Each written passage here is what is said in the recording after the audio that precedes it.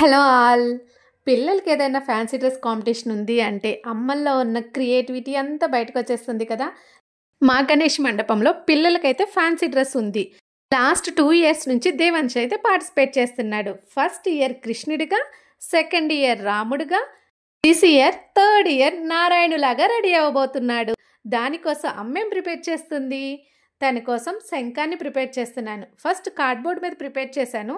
అది అంత సెట్ కాలేదని చెప్పేసి థర్మాకోల్ తీసుకొని ఇలా శంఖం రూపంలో కట్ చేసుకొని, కొంచెం మందంగానే ఉండాలి, ఇలాగ మనం అవుట్లైన్ గీసేసుకొని ఆ షేప్లో కట్ చేసుకోవాలి.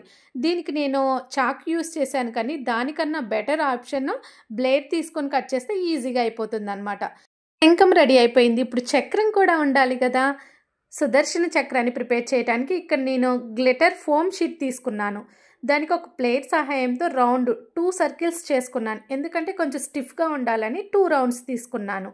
ఇలా 2 రౌండ్స్ ప్రిపేర్ చేసుకున్న తర్వాత మనకి సుదర్శన చక్రానికి జిగ్జాగ్గా లైన్స్ ఉంటాయి కదా. సో బ్యాక్ సైడ్ తిప్పుకొని దానికన్నా చిన్న ప్లేట్ తీసుకొని ఒక సర్కిల్ చేసుకోవాలి. ఇప్పుడు మనం ఇక్కడ పెన్సిల్తో జిగ్జాగ్ ప్యాటర్న్ ఇచ్చేసుకొని ఓన్లీ ఆల్టర్నేటివ్గా కట్ చేసుకోవాలి. ఇలా కట్ చేసేసుకుంటే మనకి సుదర్శన చక్రం అనేది రెడీ అయిపోతుంది. ఇంకో రౌండ్ సర్కిల్ ఉంది కదా, దీని బ్యాక్ సైడ్ గమ్ముతో స్టిక్ చేసుకుంటే అలా స్టిఫ్గా ఉండిపోతుంది. నా దగ్గర ఫెవిస్టిక్ మాత్రమే ఉంది, సో దాంతో స్టిక్ చేశాను. ఫెవికాల్తో స్టిక్ చేస్తే ఇంకా స్ట్రాంగ్గా ఉంటుంది, ఊడిపోకుండా.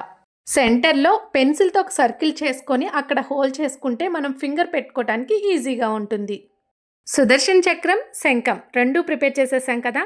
నారాయణుడికి కిరీటం కూడా ఉండాలి కదా. అదెలా ప్రిపేర్ చేసుకోవాలో నెక్స్ట్ వీడియోలో చూపించేస్తాను. నా యూట్యూబ్ జర్నీలో మీరు కూడా పార్ట్ అవ్వాలనుకుంటున్నారా? అయితే సబ్స్క్రైబ్ చేసేసుకోండి. Thank you for watching.